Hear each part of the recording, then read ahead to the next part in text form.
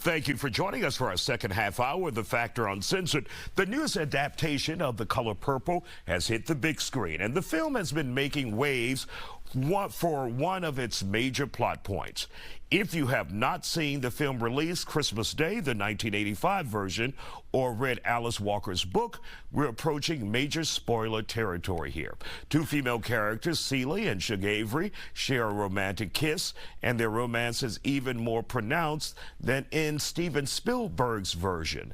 It isn't sitting well with rapper Lil Boosie. He posted this saying he and his young daughters recently walked out of a screening claiming the script pushed a lesbian narrative too hard. Joining us to talk about it, filmmaker Sean Welling, CEO of Regal Media, Todd Smith, and writer and director Rochelle Gemini. Glad to have you all here on The Factor Uncensored. So Todd, first of all, tell us the difference from the version that we have seen in Steven Spielberg's movie in the 1980s and what we see now in 2023. Well, in the 1985 version, they hinted at the relationship, the lesbian relationship between Celie and just a peck a kiss. A peck a kiss and, you know, singing into each other and stuff like this. But in this version, is like I said, it's more pronounced.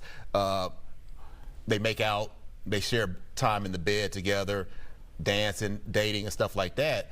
But anybody who's seen the 1985 version and people who've read the book, this is not coming as a surprise. Right. It was more pronounced, but I don't think it was any more than anything else that you see on the big screen or the small screen. And you see a lot more LGBT relationships on television and in the media, in movies and stuff like this. And some people have a problem with that. I understand that from a religious perspective, you might not want your children to see that. If I had kids that age, I probably wouldn't want to expose them to something that was too mature for them. But I don't know if it's an agenda like people say.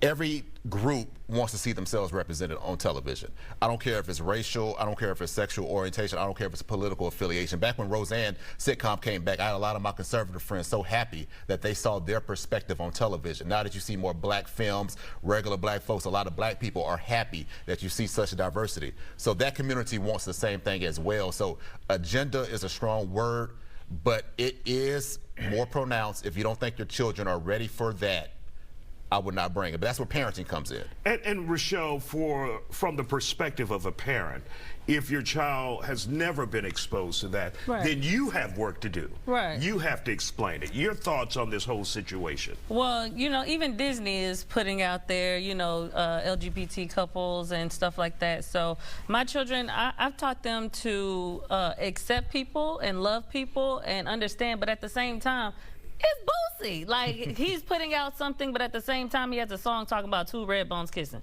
And one day, your children could just look that up. The internet is so free, you know, to do that. Not only that, it's like, it's PG-13. If you're bringing your little daughters to go see it, I'm taking my young daughters to go see something, go do your research. Go look and see what it was, because if people did read the book, they would know that this could be an option now, especially in 2023, where it's just on the screen everywhere. I'm not saying... If you didn't want to do the work by reading the book, you could have seen the earlier version. You could have seen that movie. too, that too. And, you know, I feel like Boosie is not making another Wipe Me Down. He's not making another Set It Off in this, you know what I'm saying? So he got to stay relevant somehow, and I feel like he ride that LGBT wave a little bit too much. So, you know, but you never know. He's trying to stay relevant. That's the name of the game. Because, again, I haven't wiped me down in a long time, you know what I'm saying? Sean, your thoughts about that? Well, both from the perspective as a filmmaker and also as a parent. Yeah, well, I think there is a limit to pushing an agenda. And I think probably, I haven't seen this, I would have no problem. I'd enjoy it. I think it's great. But I do have a problem, like, if I go back, I saw Barbie and loved it, right? But where I say is pushing the boundaries, my daughter got a surprise Barbie one time. And I'm sitting there, it's blonde hair and beautiful and everything, and I'm on my phone, I hear my 3-year-old say, "Daddy, why is Barbie a man?" And it confused her. And I went over there and it was a trans Barbie. And that wasn't just the finish of it, you know. The father should know if it's a trans Barbie, right? And that's pushing past the boundaries. And that's where a parent will get upset, because you're like, hey, I want her to know about this later on, not now. And I think that's what Boosie's saying. He's saying, maybe this is the one I want right now, and that's his right. Fine. That's no problem. My daughter were watching Color Purple, I wouldn't have a problem with it at all. But there is a boundary limit you go to before it's a problem, I think. And when your daughter got that trans Barbie, did you have to do the work and explain it? Well, it was a trans Barbie. It was a man mermaid. It was very complex. and then it even got more so. And I looked at it and I was like, wow. And then when I put it away, then she got it again. And then she took the actual man mermaid in the bathtub with her, and then the clothes come off. It didn't stop. It was just on and on. I was shocked.